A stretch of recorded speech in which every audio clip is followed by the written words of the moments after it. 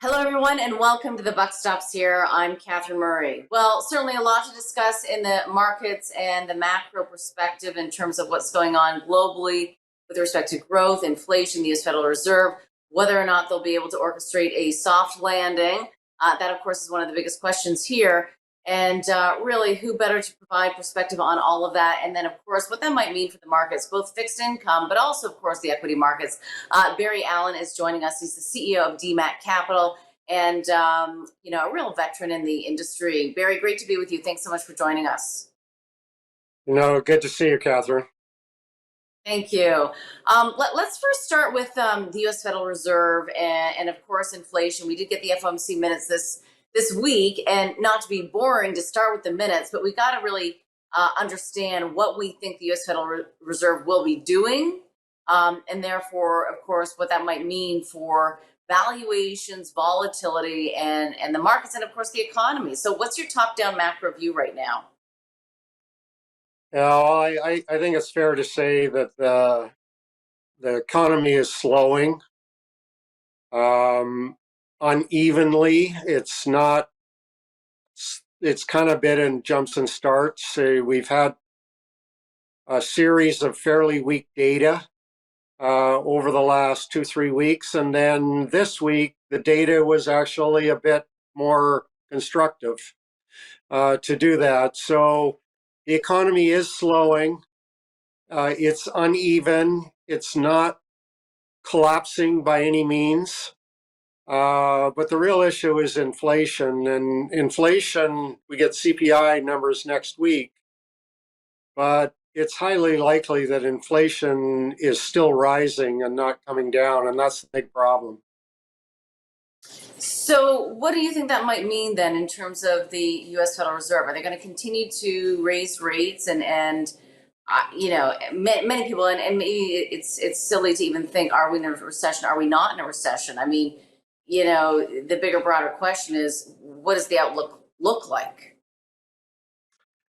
Well, we probably are in a recession, but it's a very unusual one because the U.S. unemployment rate is 3.6%, which by every definition is full employment and not indicative of a recession.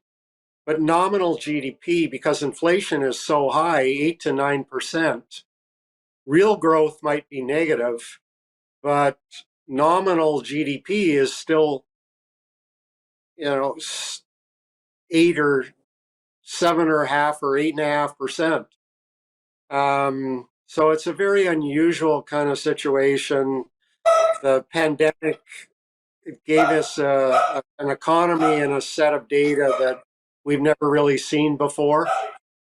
And it's going to be, I think you're going to have a lot of volatility in the markets over the next year. So, Barry, if we really need to prepare for volatility, I mean, give us a bit of a sense in terms of what that's going to look like from a market perspective, because I think most of us would say that since the beginning of the year, we've experienced a lot of volatility. So, what are you talking about here? Yeah, I think the worst of the volatility is likely over for this year. But I think once we get later in this year and into next year, I think we could have another bout of volatility, which would be equal or might even be worse than what we saw in the first half of this year. And what's the driver of that? Really, the uncertainty around the economy. I think the economy is going to continue to chop around, but it'll be okay. But I'm really worried about a very negative economic scenario next year. And with inflation being sticky, the Fed isn't going to be able to lower rates to zero and start printing money again, which is exactly what they did every time we had that weakness in the economy over the last 20 years. So that's going to create a lot of volatility in markets because they're not going to be able to do what we're conditioned to expect over the last 20 years. Right. And, I think that there are a lot of people who are expecting that they will actually be able to go back to the old playbook. We're going to take a quick break. When we come back, we'll discuss that a little bit further. We'll be right back.